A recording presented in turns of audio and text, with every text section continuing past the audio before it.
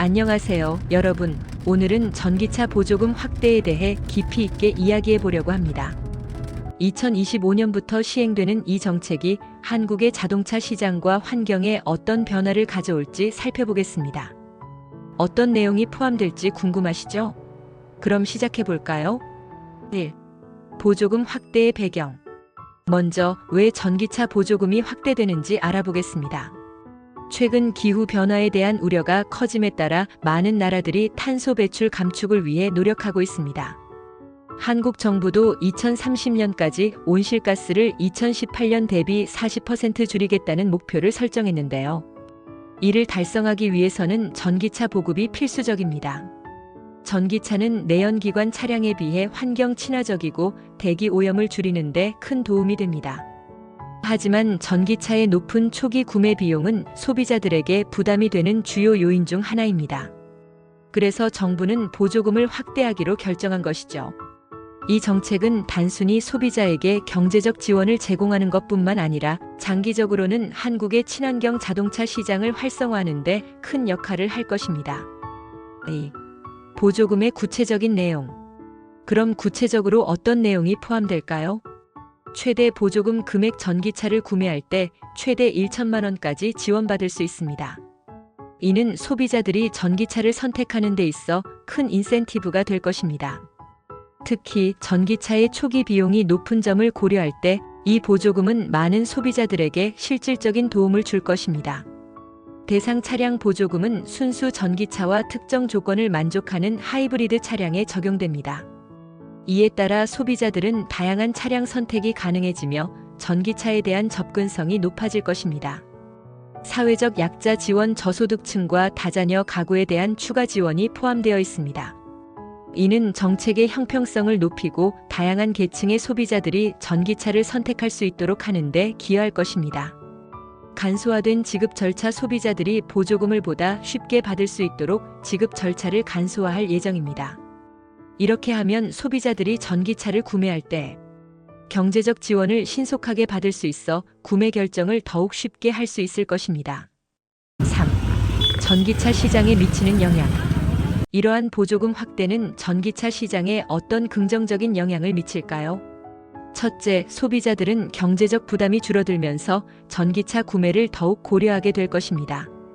특히 도시 지역에서는 대기 오염 문제로 인해 전기차의 수요가 증가할 것으로 예상됩니다. 많은 도시들이 대기질 개선을 위해 전기차 사용을 장려하고 있기 때문에 이러한 정책은 시너지 효과를 낼 것입니다. 둘째, 자동차 제조업체들도 정부의 정책에 발맞추어 전기차 모델을 다양화하고 기술 개발에 더욱 투자할 것입니다.